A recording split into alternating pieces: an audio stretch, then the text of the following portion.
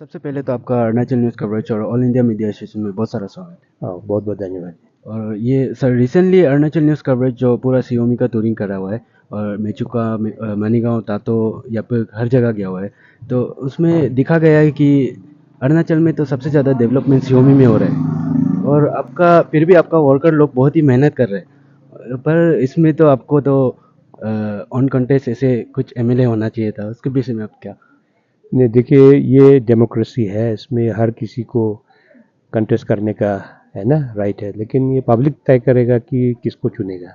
तो मैं तो जहाँ भी जाता हूँ, मेरा मुद्दा डेवलपमेंट है, तो डेवलपमेंट का मुद्दा पे मैं वोट मांगता हूँ। तो कोई उठेगा, उसको कौन मना कर सकता है ना। उठने का हजार कारण हो सकता है उसका अपना है ना। कोई भी चाह सोचता होगा कि मैं आऊँगा कुछ डेवलपमेंट करूँगा, लेकिन अल्टीमेट चॉइस पीपल्स चॉइस है। वो लोग देख रहा है कि यहाँ पे हमारा सीयू में इतना पिछड़ा हुआ डिस्ट्रिक्ट था, लेकिन past more than a decade में कितना काम हुआ सबको पता है। तो मैं अपना काम के बल पे ही लोगों के पास जा रहा हूँ और लोगों से वोट मांग रहा हूँ कि हमारा बीजेपी को वोट मारना है।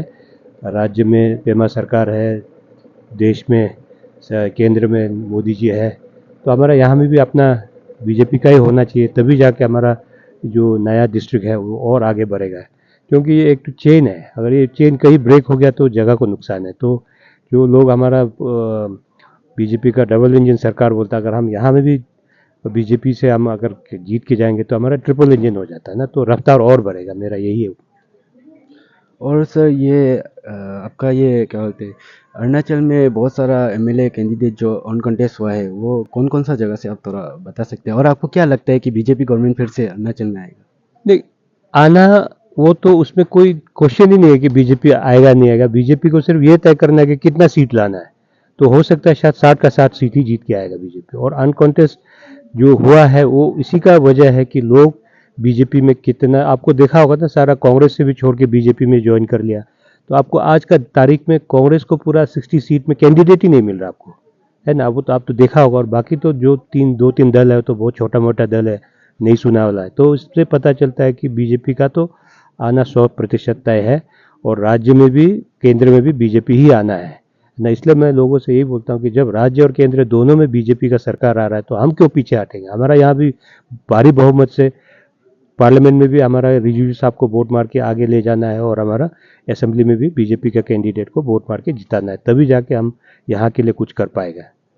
और एक आखिरी सवाल है सर, ये अरुणाचल में सबसे ज़्यादा डेवलपमेंट सियोमी में हो रहे हैं, तो आपका ये टारगेट क्या है सियोमी के लिए और ये इलेक्शन का आपका मैनिफेस्टो क्या है? देखिए, मैनिफेस्टो तो सिर्फ डेवलपमेंट डेवलपमेंट डेवलपमेंट है ना। तो डेवलपमेंट जब बोलता है कि हम लोग जब डेवलपमेंट का बात करता है तो एक आदमी को क्या चाहिए होता है। सबसे इम्पोर्टेंट है बिजली, पानी, सड़क। सड़क हर जगह बन रहा है और बहुत जगह बन चुका है। अगर एक दो छोटा छोटा गांव छूट गया, उसको भी मैं ऑलरेडी बोल चुका हूँ कि अगर आप हमको साथ देगा मैं उसको भी पूरा करूँगा। और पानी तो ऐसा ऐसा जगह है जहाँ में एक नहीं तीन तीन सोर्स ऑफ वाटर सप्लाई दे दिया है ना। तो पानी का तो कोई बोलने का नहीं। जब मैं 2009 में जब कैंपेनिंग के लिए निकला था, हमारे लोग नाला से पानी पीता था। उसके वजह से कितना डायरिया, कोलेरा, जो एक कम्युनिकेबल डिजीज़ है ना, वाटर बॉर्न डिजीज़ बहुत होता था, तो एपिडेमिक होता था। वो आज आपको सुनने को नहीं मिलेगा, ये क्योंकि आज पीने का साफ पानी हर घर में पहुंचा हुआ है। और दूसरा है इलेक्ट्रिसिटी का। तो इलेक्ट्रिसिटी का आप देख रहे हैं फेज वाइज हम लोग कर रहा है। अभी तातों के लिए भी बड़ा प्रोजेक्ट बन रहा है, से में बन रहा है, और हर गांव में छोटा छोटा हम लोग stand alone hydro power project बना रहा है, मानीगांव में भी बना रहा है। तो with in another few years ये इलेक्ट्रिसिटी का भी जो हमारा स्टैंड अलोन जो सेल्फ सस्टेनेबल पावर सप्लाई भी हो जाएगा, और ग्रिड से भी जो आने वाला है वो आता रहेगा। तो हम लोग ग्रिड का वेट नहीं करेंगे, हम अपना ही सेल्फ सफिशिएंट इलेक्ट्रिसिटी के लिए हम लोग कोशिश करेंगे। तो वही है मैनिफेस्टो इज डेवलपमेंट।